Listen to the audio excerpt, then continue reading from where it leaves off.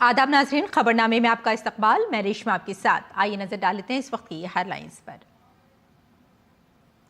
आसाम को मिला 1715 करोड़ रुपए के तरक्याती मंसूबों का तोहफा। मरकजी वजीर दाखिला अमित शाह ने कांग्रेस को बनाया तनकीद का निशाना। दरअंदाजों को बताया कांग्रेस का वोट बैंक। कहा राहुल गांधी ने गमोसा न पहनकर शुमाल मशरक़ी की तौहीन। भारत की मेजबानी में 16 से 20 फरवरी तक नई दिल्ली के भारत मंडपम में AI इम्पैक्ट समिट 2026 का होगा इनेकाद। मरकजी वजीर अश्विनी वैष्णव की सदारत में प्रेस कॉन्फ्रेंस। समिट में 100 से जायद CEO और 3 लाख से जायद अफराद करेंगे शिरकत।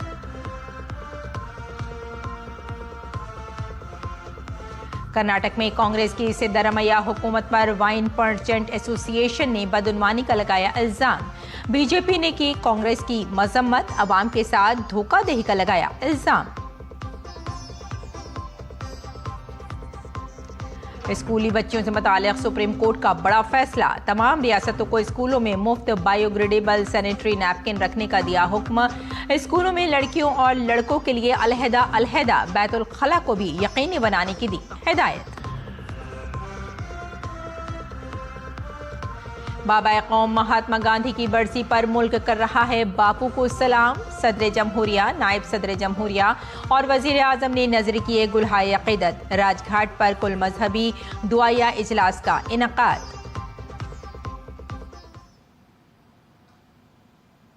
मरकजी वजीर दाखिला अमित शाह ने आज आसाम के डिब्रूगढ़ में दूसरे असेंबली कॉम्प्लेक्स समेत 1715 करोड़ रुपए के तरक्याती मंसूबों का इफ्तिताह और संग बुनियाद रखा। और इस मौके पर आसाम के वजीर आला हेमंत बिस्वा शर्मा, मरकजी वजीर सरबानंद सोनोवाल, कई रियासती काबीना के वज़रा और सीनियर अफसरान मौजूद थे। उन्होंने डिब्रूगढ़ को दूसरे इंतजामी मरकज़ के तौर पर कायम करने की हुकूमत की कोशिशों के एक हिस्से के तौर पर 284 करोड़ रुपए की लागत से तामीर होने वाले दूसरे विधानसभा अहाते का भी संग बुनियाद रखा।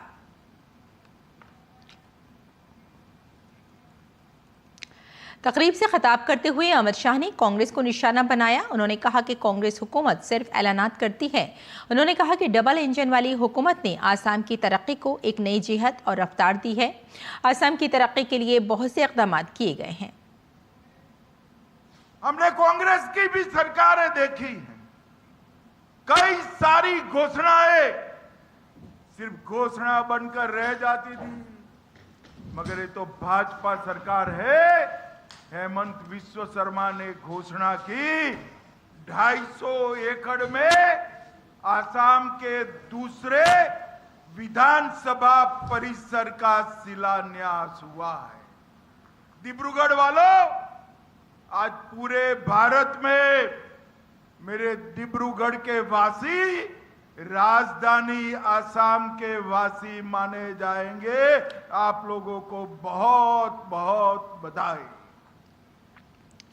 अमित शाह ने भारत और यूरोपीय यूनियन के दरमियान आज़ाद तिजारती मुआहदे को तारीख़ी करार देते हुए कहा कि ये FTA मुआहदा मुल्क के इक़्तिसादी मुस्तक़बिल को एक नई समत देगा। उन्होंने इस बात पर जोर दिया कि इस मुआहदे के समरात मुल्क के मुख्तलिफ हिस्सों समेत आसाम में डिब्रूगढ़ को हासिल होंगे।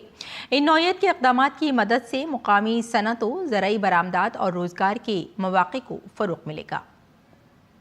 मोदी जी ने डिब्रूगढ़ के लिए एक बहुत बड़ा काम किया है।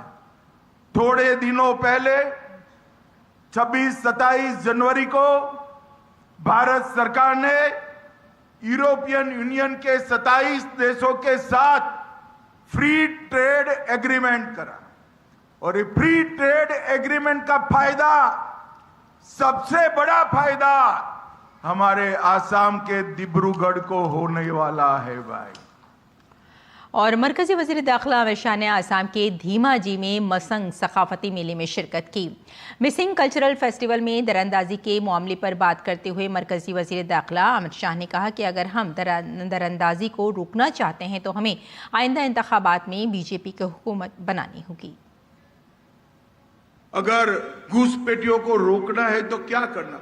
मैं नहीं कहता कि मेरे मिसिंग युवा हाथ में हथियार लेकर बॉर्डर पर घुसपैठियों को रोकने के जाए। ये काम हेमंत बिस्वा शर्मा की सरकार करेगी, आप चिंता मत करो। परंतु अगर आप घुसपैठियों को रोकना चाहते हो तो आने वाले चुनाव में फिर से एक बार भारतीय जनता पार्टी की सरकार बना दीजिए। और इंडिया एआई इम्पैक्ट समिट 2026 का इनेकाद 16 से 20 फरवरी तक भारत मंडपम नई दिल्ली में होगा।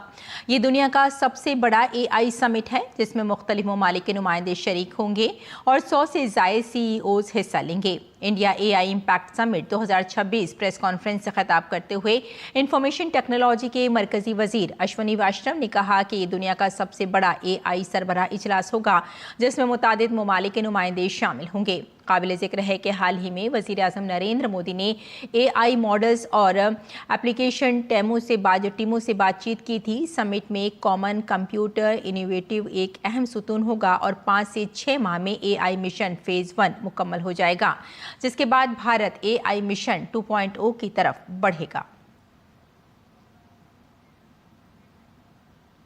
और बीजेपी ने कर्नाटक की कांग्रेस हुकूमत को निशाना बनाया है। बीजेपी लीडर सुधांशु त्रिवेदी ने इल्ज़ाम लगाया कि कर्नाटक की कांग्रेस हुकूमत जो शराब घोटाले और लड़ाई झगड़ों में मसरूफ़ है। सुधांशु त्रिवेदी ने यह भी कहा कि बदउनवानी में मुलव्विस कर्नाटक की कांग्रेस हुकूमत को अवामी फलाह बहबूद की कोई फिक्र नहीं है।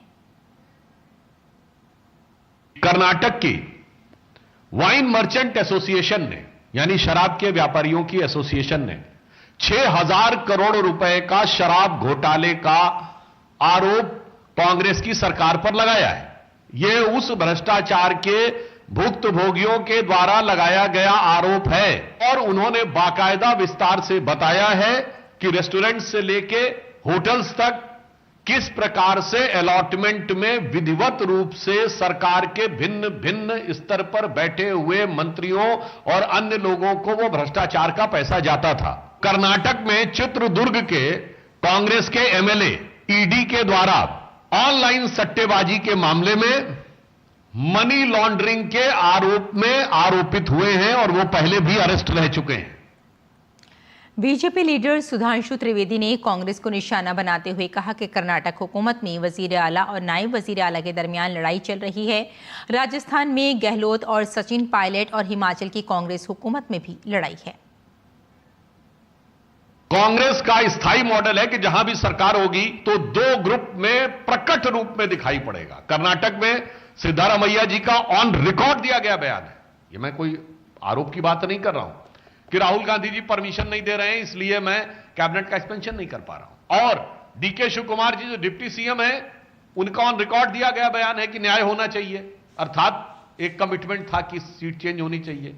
छत्तीसगढ़ में तो भूपेश बघेल जी बनाम केएस सिंहदेव, तो राजस्थान में अशोक गहलोत जी बनाम सचिन पायलट, तो हिमाचल में सुक्खू साहब बनाम विक्रमादित्य जी। तो यह कांग्रेस का स्थायी मॉडल है। मगरबी बंगाल में एसआईआर समाती अमल के दौरान इलेक्शन कमीशन की कड़ी नज़र अब खास तौर पर शुमाली और जुनूबी 24 परगना अजला पर मरकूज हो गई है।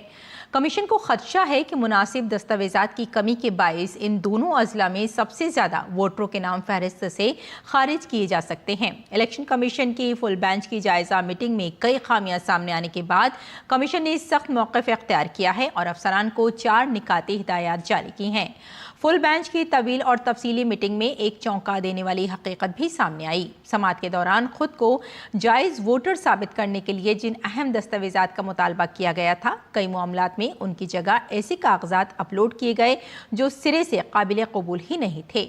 कमीशन के ज़राए के मुताबिक ये लापरवाही अगरचे पूरे सूबे में देखी गई, लेकिन शुमाली और जुनूबी 24 परगना में सूरत हाल सबसे ज़्यादा तशवीशनाक है। यहाँ ऐसे मामलात की तादाद 1 लाख से तजावुज़ कर गई है। इस पर चीफ इलेक्टोरल ऑफिसर सीईओ के दफ्तर ने सख्त नाराज़गी का इजहार किया है। इन हालात को देखते हुए इलेक्शन कमीशन ने अमल में तेज़ी लाने के लिए 4 सख्त हिदायत जारी किए हैं। कमीशन ने हदायत दी है कि दस्तावेजात की कमी की वजह से जिन दरख्वास्तों को नाअहल करार दिया गया है उनका फौरी तौर पर तस्फिया किया जाए।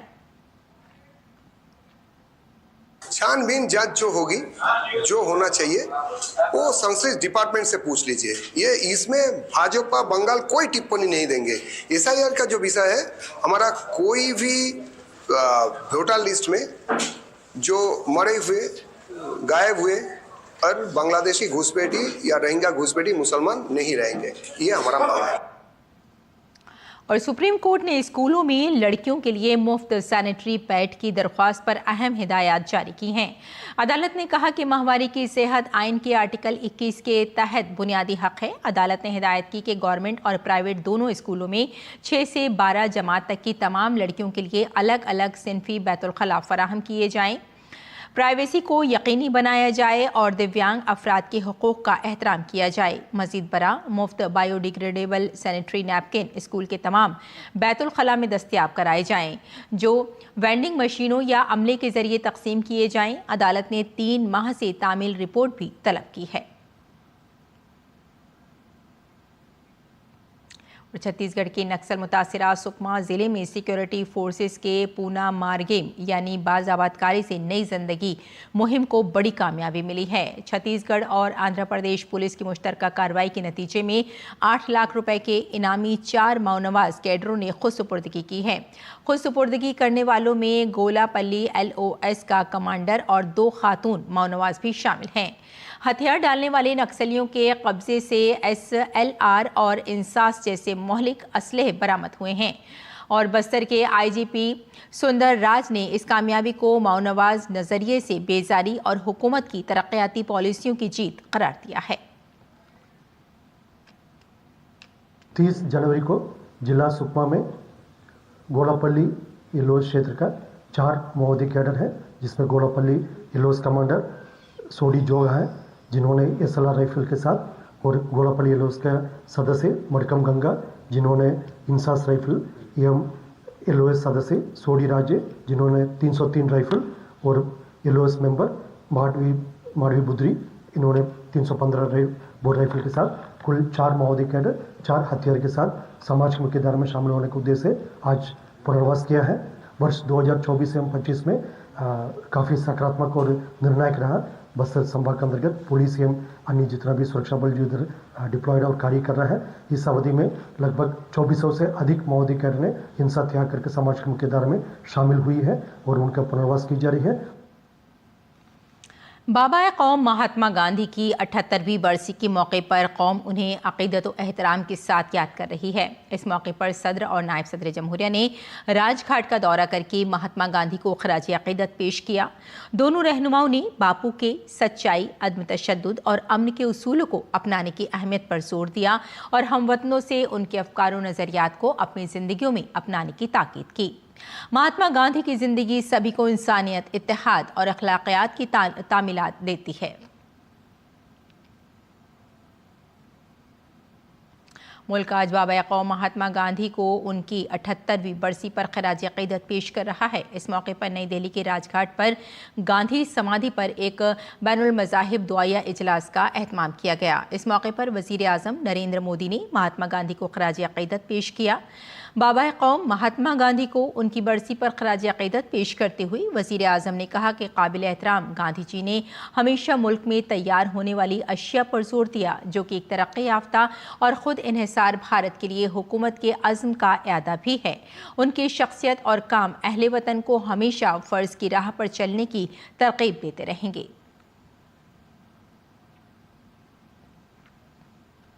लोकसभा के स्पीकर ओम बिरला और वज़ीर दिफा राजनाथ सिंह ने कई मरकजी वज़रा के साथ बाबा कौम महात्मा गांधी को खराज अक़ीदत पेश किया। काबिल ज़िक्र है कि हर साल 30 जनवरी को मुल्क में शहीद दिवस के तौर पर यह दिन मनाया जाता है। ये न सिर्फ बाबा कौम महात्मा गांधी की बरसी है, बल्कि उन अक़दार को याद करने का दिन भी है जिन पर जदीद भारत की बुनियाद रखी गई थी। महात्मा गांधी अदम तशद्दुद, सच्चाई और हमदर्दी का मज़हर थे। शहीद दिवस का मकसद उन तमाम मुजाहिदीन आज़ादी और शोहदा को खराज अक़ीदत पेश करना है जिन्होंने भारत की आज़ादी और इत्तेहाद के लिए अपनी जानें कुर्बान की।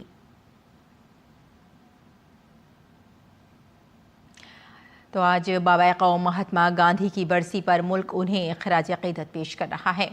महात्मा गांधी ने न सिर्फ भारत को सदियों की ग़ुलामी से आज़ाद कराया, बल्कि अपनी सच्चाई, अदम तशद्दुद और अमन के पैगंबर के तौर पर न सिर्फ हिंदुस्तान बल्कि पूरी दुनिया को मुनव्वर किया।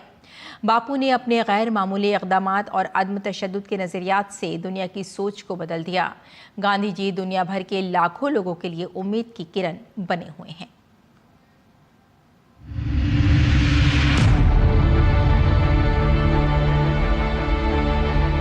आज पूरी दुनिया जंग, दहशतगर्दी और तरह तरह के तशद्दुद की लपेट में है। ऐसी सूरत हाल में अगर कोई फिक्र और फलसफा दुनिया को इन मसाइल से निजात का रास्ता दिखाता है तो वो महात्मा गांधी की सोच और उनका फलसफा है। गांधी जी के अमन और अदम तशद्दुद के हथियार इंसानी रूह को झंझोड़कर बैनुल-अक़वामी सरहदों और वक्त को लांघ कर तब्दीली लाने की सलाहियत रखते हैं। महात्मा गांधी अपने निडर, बेलौस और पुरअमन फलसफे के साथ साथ समाजी व सियासी तब्दीली लाने की कोशिशों की वजह से महात्मा के नाम से मशहूर हुए और उन्हें इस सदी का अजीम तरीन इंसान समझा जाता है। महात्मा गांधी न सिर्फ उन रहनुमाओं में से एक थे जिन्होंने भारत को आज़ादी दिलाई, बल्कि दुनिया भर में अदम तशद्दुद पर मबनी शहरी हुकूक और समाजी इस्लाही तंजीमों के लिए एक तहरीक भी बने। गांधी जी ने अपने फिक्र और अमल के जरिए इंसानी हुकूक और आज़ादी की आलमी तहरीक को नई सिमत और रफ्तार दी। जब दुनिया पुरतशद्दुद और जंग की लपेट में थी, गांधी ने अदम तशद्दुद की जंग का मुतालबा किया। उन्होंने जंग की जहनियत को तशद्दुद से अदम तशद्दुद की तरफ मुंतकिल किया। सियासी तनाज़ात को हल करने के लिए सियासी तहरीकों में सत्याग्रह का इस्तेमाल किया, जहां सत्याग्रह मौसर जद्दोजहद का जरिया बन गया। उन्होंने अपनी मखसूस खुसूसियात और अखलाकी जिम्मेदारियों से दुनिया भर की सियासी जद्दोजहद को एक नई सिमत दी, खास तौर पर अमेरिका और मशरिकी यूरोप जैसे ममालिक में। महात्मा गांधी ने न सिर्फ दुनिया को सच्चाई और अदम तशद्दुद की हकीकी ताकत से मुतारुफ कराया, बल्कि इसे जिंदगी के एक तरीके के तौर पर भी दिखाया। उन्होंने दुनिया के सामने ये साबित किया एक मुहज़्ज़ब माशरे के लिए तनाज़ात को हल करने की सबसे ज्यादा अमली और ताकतवर तकनीक अदम तशद्दुद में मुज़मिर है। आज दुनिया का शायद ही कोई मुल्क हो जहां गांधीयाई नजरियात पर मबनी सरगर्मियां जारी ना हो। गांधी ने पूरी दुनिया को आलमी अदम तशद्दुद की बेदारी लाने में अहम किरदार अदा किया। यही वजह है कि महात्मा गांधी का नाम जात-पात, मजहब और कौमी रियासत की सरहदों से बालातर है। गांधी जी को दुनिया के हर कोने में अदम तशद्दुद और उनकी आला इंसानियत परस्ती के लिए याद किया जाता है। अक्टूबर 1869 में पोरबंदर, गुजरात में पैदा होने वाले मोहनदास करमचंद गांधी ने न सिर्फ भारत की कौमी तहरीक को एक नई सिमत दी, बल्कि लोगों के दिलों में आज़ादी की ख्वाहिश को भी जगाया। अपनी काबिल क़यादत में सत्याग्रह और अदम तशद्दुद की हिकमत अमली से उन्होंने अंग्रेज़ों को उलझाया, नाराज़ किया और तकसीम किया और उन्हें मुल्क छोड़ने पर मजबूर किया। गांधी जी दूसरों से इसलिए अलग हैं क्योंकि वो नज़रिए और अमल में फ़र्क नहीं करते थे। सच्चाई और अदम तशद्दुद वो अक़दार थीं जिन्हें उन्होंने कभी तर्क नहीं किया। गांधीज़म आज दुनिया में खूनरेज़ी को रोकने और इंसानियत की आज़ादी के लिए एक नई सिमत पेश करता है। यही वजह है कि समाज और निज़ाम के अंदर गहरे होते बहरान के दरमियान महात्मा गांधी के नज़रियात की मुताबिकत मुसलसल बढ़ रही है। Bureau report, DD news Urdu खबरें। वज़ीर-ए-आज़म नरेंद्र मोदी ने गांधी स्मृति नई दिल्ली में मुनक़्क़िद दुआया इजलास में शिरकत की। ये इजलास महात्मा गांधी की बरसी के मौके पर उनके एहसास में मुनक़्क़िद की गई थी। इस मौके पर नायब सदर जमहूरिया CP राधाकृष्णन भी मौजूद थे।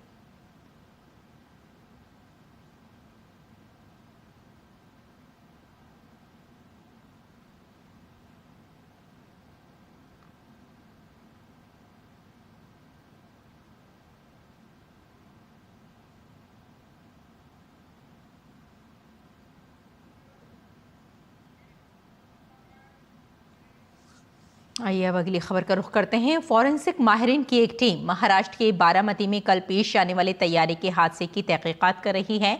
महाराष्ट्र पुलिस की एक खुसूसी टीम भी जाए वक़ूफ़ पर मौजूद है।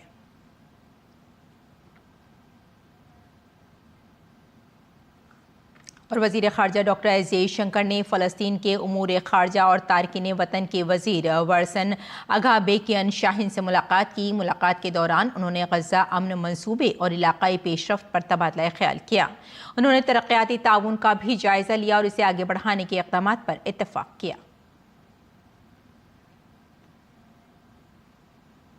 और बैनुल-अक़वामी मालियाती फ़ंड IMF ने भारत और यूरोपीय यूनियन के दरमियान आज़ाद तिजारती मुआहदे का खैर मक़दम किया है। आलमी तिजारत में जारी कशीदगी और गैर यकीनी की सूरत हाल के दरमियान IMF ने इस पेशरफ्त को एक मुस्बत तरक्की करार दिया है। IMF के इक़्तिसादी मुशीर और तहक़ीक़ के डायरेक्टर पियरे ओलिवियर गौरिंचास ने कहा कि मुआहदा इस बात की अक्कासी करता है कि हुकूमतें अब आलमी मंडी में अपने ताल्लुकात को वुसअत देने के लिए अमली और हकीकत पसंदाना रास्ते तलाश कर रही हैं।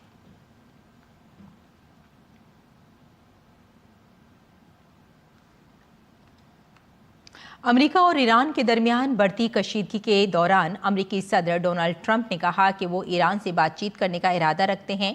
ट्रंप का ये बयान ऐसे वक्त में सामने आया है जब मशरिक़ वस्ता में अमेरिकी बहरी जंगी जहाज़ों की तादाद बढ़कर 6 हो चुकी है। और कैनेडी सेंटर में सहाफ़ियों से गुफ्तगू करते हुए ट्रंप ने कहा कि इस वक्त हमारे नहायत बड़े और इंतहाई ताकतवर जहाज़ ईरान की जानिब बढ़ रहे हैं और ये बेहतर होगा कि हमें उन्हें इस्तेमाल न करना पड़े। ट्रंप के इस बयान के बाद आलमी बिरादरी में खदशात बढ़ गए हैं कि कहीं ये सूरत हाल फौजी तसादुम में ना बदल जाए। दूसरी जानिब ईरान ने भी अपनी अस्करी तैयारियों में तेज़ी ला दी है। ईरानी फ़ौज को हाल ही में 1000 नए ड्रोन फराहम किए गए हैं जो मुमकिना फौजी टकराव के लिए तैयार किए गए हैं। ये ड्रोन्स खास तौर पर जंग, हमले, निगरानी और इलेक्ट्रॉनिक वॉरफेयर के लिए डिज़ाइन किए गए हैं। ईरान का मौक़िफ़ है कि अमेरिका की शराइत पर मुआहदा करना जंग को सस्ता नहीं बनाएगा बल्कि इससे बहरान मज़ीद गहरा हो सकता है। और अमेरिकी सदर डोनाल्ड ट्रंप ने एक सदारती हुक्मनामे पर दस्तखत किए हैं जिसके तहत क्यूबा को तेल फरोख्त करने या फराहम करने वाले ममालिक से आने वाली किसी भी अशिया पर टैरिफ आयद किया जाएगा। इस इक़दाम का मकसद मैक्सिको और दीगर ममालिक पर दबाव बढ़ाना है ताकि वो क्यूबा से फासला इख्तियार करें। मैक्सिको के सदर क्लोडिया शैनबाम ने इस हफ्ते में कहा कि उनकी हुकूमत ने आर्जी तौर पर क्यूबा को तेल की फराहमी रोक दी है। ताहम उन्होंने इस बात पर जोर दिया कि यह फैसला मैक्सिको ने अपनी मर्जी से किया है और इसमें अमेरिका का कोई दबाव शामिल नहीं था। अमेरिकी सदर डोनाल्ड ट्रंप ने कनाडा को धमकी दी है कि अगर हालात बेहतर न हुए तो अमेरिका में फरोख्त होने वाले किसी भी कैनेडियन तैयारे पर 50% टैरिफ आयद कर दिया जाएगा। ये इक़दाम अमेरिका और कनाडा के दरमियान बढ़ते तिजारती तनाज़े का हिस्सा है। ट्रंप ने कहा कि ये कार्रवाई जॉर्जिया में बनने वाले गल्फ स्ट्रीम जेट तैयारों की मंजूरी न देने के जवाब में की जा रही है और इसके तहत बॉम्बार्डियर समेत तमाम कैनेडियन तैयारों की मंजूरी मनसूख कर दी जाएगी। उन्होंने खबरदार किया कि अगर सूरत हाल फौरी तौर पर बेहतर ना हुई तो टैरिफ नाफिज कर दिया जाएगा। सोशल मीडिया पर ट्रंप की ये धमकी कनाडा से दरामद होने वाली अशिया पर 7% टैरिफ लगाने की उनकी पिछली वार्निंग के बाद सामने आई है जो चीन के साथ मुजव्वज़ा तिजारती मुआहदे को आगे बढ़ाने के तनाजुर में दी गई थी। ताहम ट्रंप ने अपनी इस नई धमकी में टैरिफ नाफिज करने की तारीख के बारे में कोई तफसील नहीं दी क्योंकि कनाडा पहले ही एक मुआहदा कर चुका है। तो नाज़रीन, खबरनामे में फिलहाल इतना ही। इजाज़त दें। आदाब।